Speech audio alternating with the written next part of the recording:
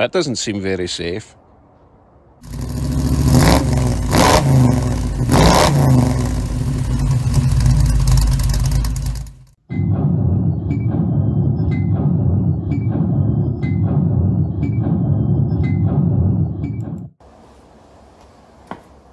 Hey everyone, welcome back.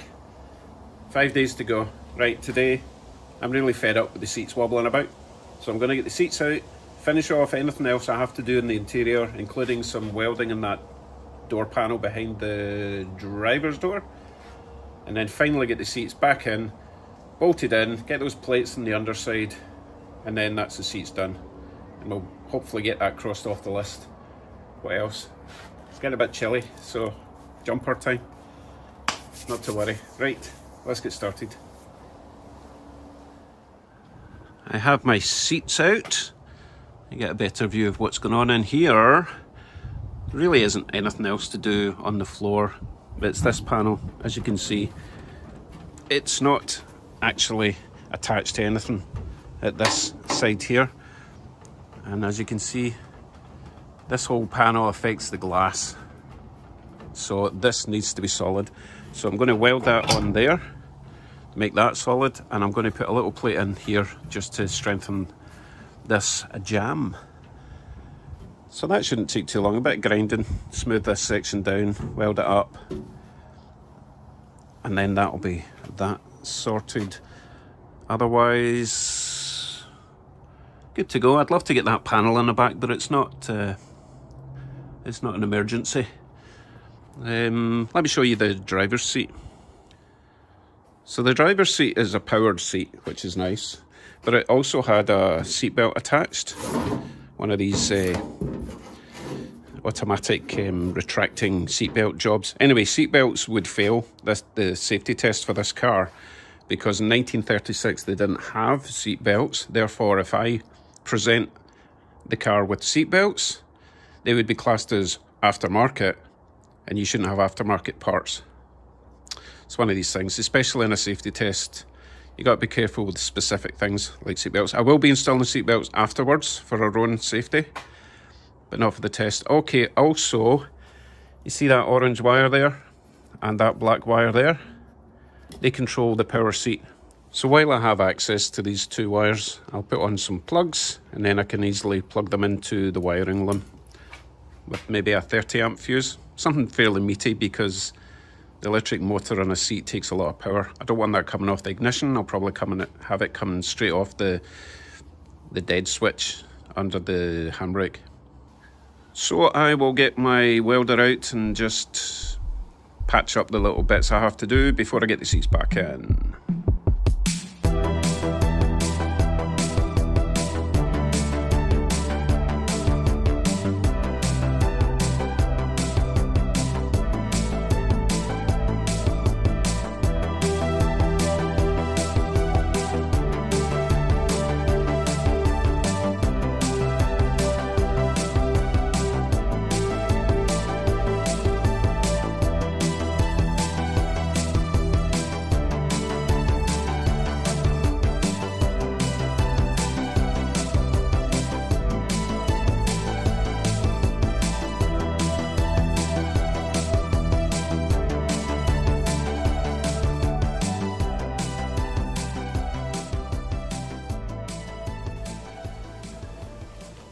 Right, another thing off the list. Nice and solid now. Got my little plate up there. Let's wire up the seat. So fairly straightforward wiring up the power seats. Now, there is quite a few other wires, but they're for like heated seats, seat belt retractor. Yeah, I don't know what the other ones are for, but I'm not using them. I did a previous test and I know that the orange and the black control all the movement of the seat, so I'll wire them up, and I will use one of these inline fuse thingies. I got these from Cameron, or Camel Toe. Let's call them Cam. Thanks, Cam. And they come like this. You have to snip them, presumably. I'll just snip it in the middle. I will add a, what I need, a female plug. Never a female around when you want one. There we go.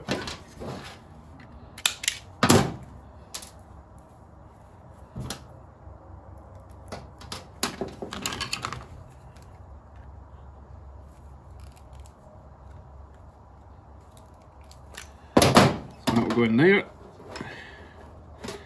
And then that will get hooked into the wiring loom. As I say, I'm probably not going to, I don't need to run this to the fuse box. I can run that fairly locally where the wire comes in and stick a 30 amp fuse in there.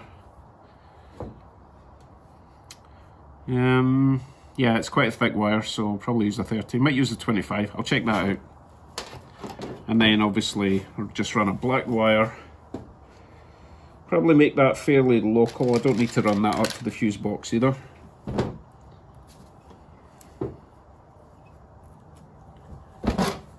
Probably just screw that into the floor, right next to the seat, because I know that the floor is earthed. Just need to make a little black earth wire.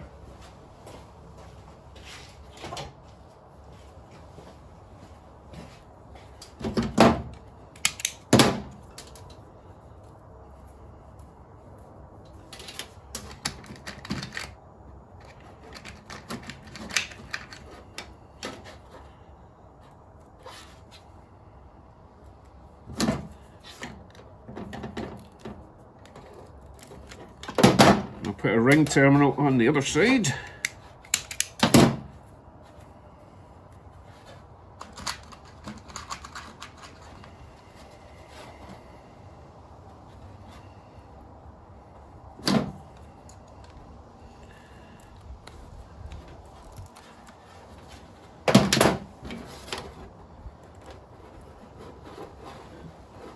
And we're good to go. A couple of other things I want to do on the floor before I bolt this in. I just want to do a little bit of trimming. You see this point here? I don't need it, and it's just going to catch on my hand or the gator when I put it on, so I'm just going to follow that line down there, cut that off, grind it down so that it doesn't cut my fingers. Also, there's a little bit at the other side of this where the handbrake goes down. It's going to catch the back of my hand, and then once that's all cut, trimmed, smoothed down, I'll get the gaiters on, because it'll be a lot easier to put the gear gaiter and the handbrake gaiter on before the seats are on. Actually, before that, I'll need to vacuum all the little bits of metal that I've cut, because that will just turn to brown rust. Okay, that won't take me long. Metal stuff is trimmed, metal shavings and everything vacuumed up, gaiters are on. Suppose I better find some bolts for these seats then, eh? Just ignore the spaghetti. Okay, I have my selection of large nuts and bolts. Half inch should do it. Now, for the underside, I do have these gigantic washers to spread the load. However, I'd rather have metal plates under there, but I won't know what I need until I get under. So I'll do the driver's side first. I need to hook up the chair, the electrics, so that I can move it back and forward to get access to the bolts. So it'll involve some swearing. So let me get that in first, and catch up with me once the chair's in before I jack it up. Right, back in a minute. Right, there's 3 bolts in the seat at the moment. They're not, the nuts aren't on the underside yet, but I don't have access to this one. So I need to move the seat forward. I've wired it up. I need to hook up the battery, switch it on, see if it works. If I can find my cut-off switch. Okay, let me hook up the battery and see if that works.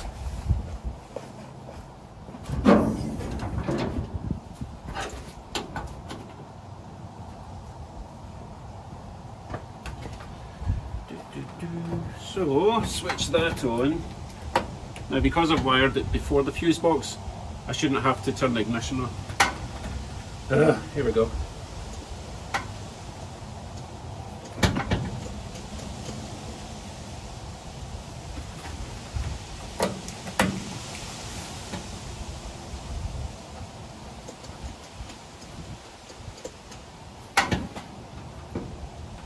Nothing. I need to check for power. Yeah, one of my connectors came loose at the back. Really not liking this particular brand of bullet connectors. They're not very tight. A bit of a yank and they come off. I should really solder everything, but I'll tape it up for now. Right, let's see if it actually works.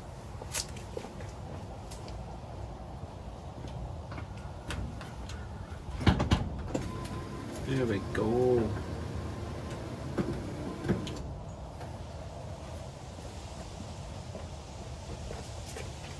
So now I've got access to stick that bolt in.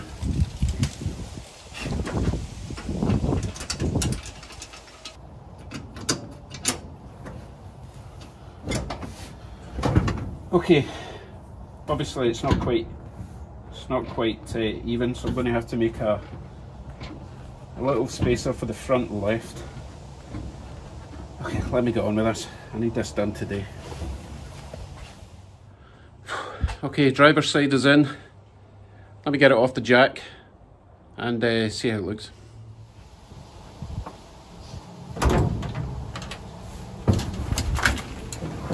Well, it doesn't shake about. Wow, that feels solid. Okay, does it move?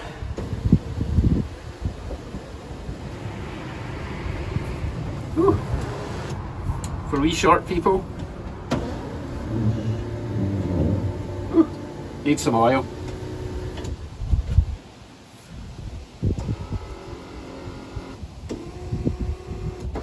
Ooh, I'm going up in the world.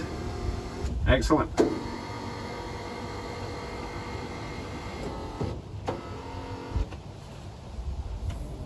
It's got lumbar support as well. All that from 2 wires. Job done. Well, half a job done. Let's get the passenger side in.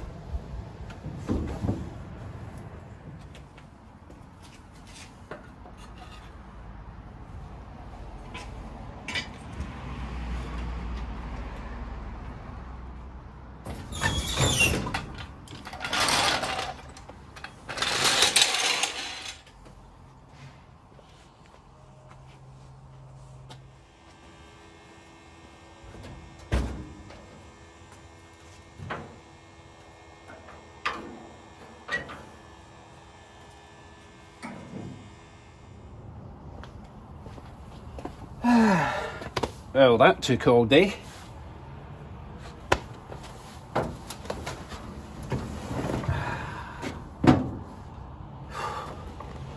We're good.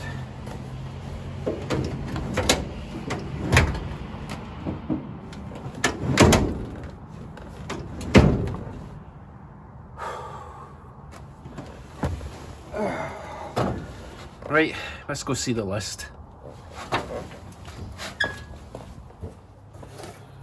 So today I can score off seat bolts,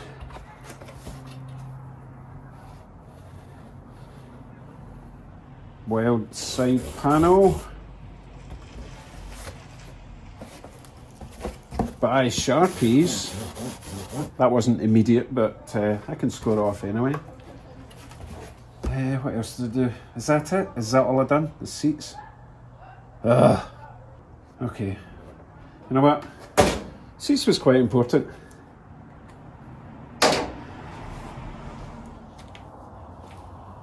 Oh. Okay, folks. We have 4 days to go. Today's Friday, or tonight is Friday. Saturday, Sunday, Monday, Tuesday. That should be enough time, right? Barring any major mishaps. So tomorrow, if the weather's dry, I'll probably get underneath and get all those bolts tightened. Remember I said all bolts need to be tightened, and then that'll be me finished with the underside. Okay folks, thanks for watching today. Quick shout out to Glenn at NZ Mopar down in New Zealand. Don't know if he says NZ Mopar, but he'll probably say NZ, so there'll be a link up there. Go check him out. Oh, because these guys are now going into summer, so all their cruising type stuff's going to start appearing, whereas ours is all shutting down in North America. Bummer. Right folks, I'll see you tomorrow. need to get Bugsy back in the garage. I'm tired. And put him to sleep for the night, just like me. Bye bye.